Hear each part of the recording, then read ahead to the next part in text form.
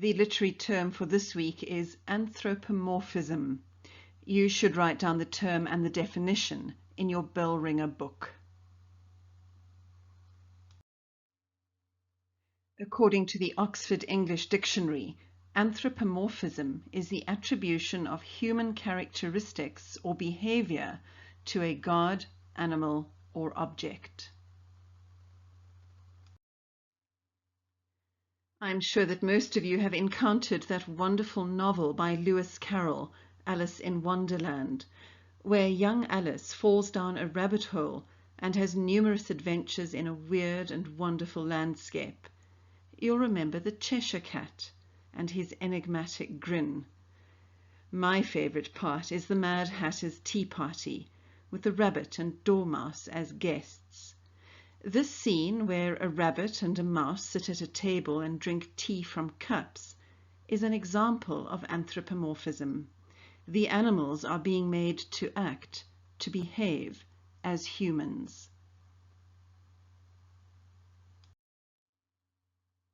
Another favourite character you should know from your childhood is Christopher Robin, who has an entire bunch of anthropomorphized friends: Tigger, Piglet, Eeyore, and the one we know best is, of course, Winnie the Pooh.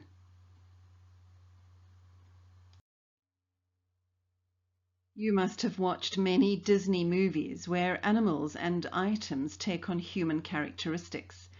Do you remember these delightful characters from Beauty and the Beast? The sexy feather duster, the teapot and the cup, the clock, the candlestick. All of these items are given human qualities. As viewers, we invested in them more as odd-looking people than household items. Can you think of other examples? We'd have to start with the very first Disney animation, Mickey Mouse himself, dressed in clothing and sailing a boat. Everything about him is human, except his appearance.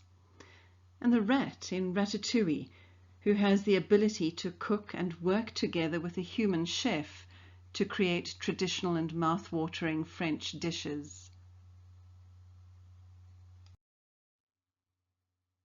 You must remember Alvin and the Chipmunks, with the anthropomorphized chipmunks dressed in tiny outfits and interacting in very human ways.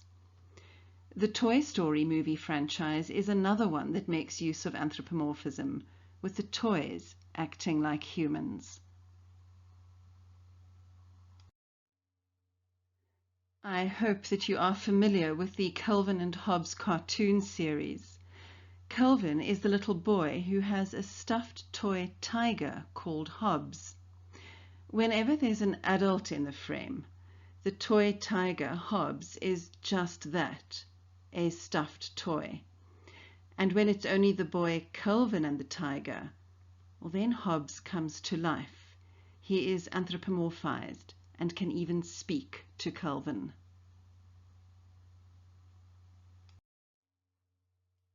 I bet you never thought that you'd see the word anthropomorphize in a cartoon. Calvin asks his mum why she's crying, and she says that she's cutting an onion.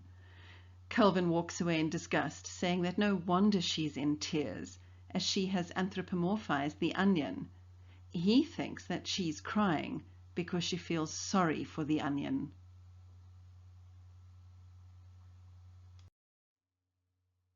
You might be wondering if this isn't the same as personification. No, it's not.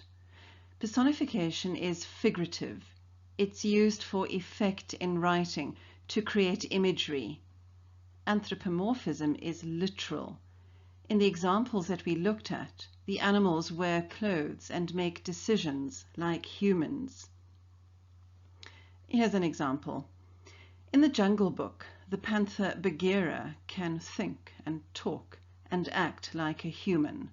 That's anthropomorphism. But when we say the sun smiled upon us, we are still referring to the sun and creating an image of its gentle warmth for effect.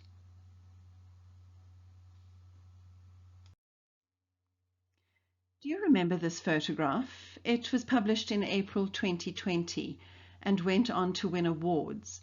It was taken at a zoo in Melbourne, Australia, and the headlines that accompanied it were these. A photographer captured two widowed penguins enjoying the Melbourne skyline together to honour those that can be with the person they love most. And this award-winning picture of widowed penguins comforting each other will melt your heart. And see these two widowed penguins support each other with a comforting hug. Now, as humans, we project our emotions onto the animals around us.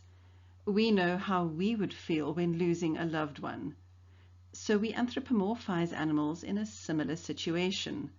You'll probably find that these penguins are not comforting each other, that they're just using the other's body to prop themselves up on the rocks.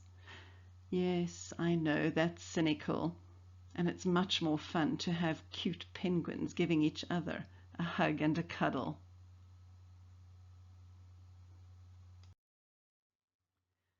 Another thing that we humans are very fond of doing is anthropomorphizing our pets. We don't call them dogs and cats anymore. They now are our fur babies, and they are dressed in miniature human clothing. And some people introduce their newborn human babies to their pets as their siblings.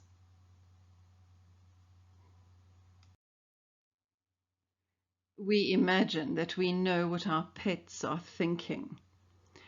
Cats as well as dogs. And some people take out insurance policies for these anthropomorphized animals.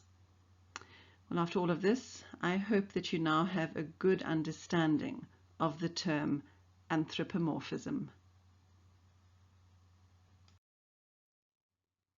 Did you notice my BELLRINGER pencil? He's anthropomorphized too.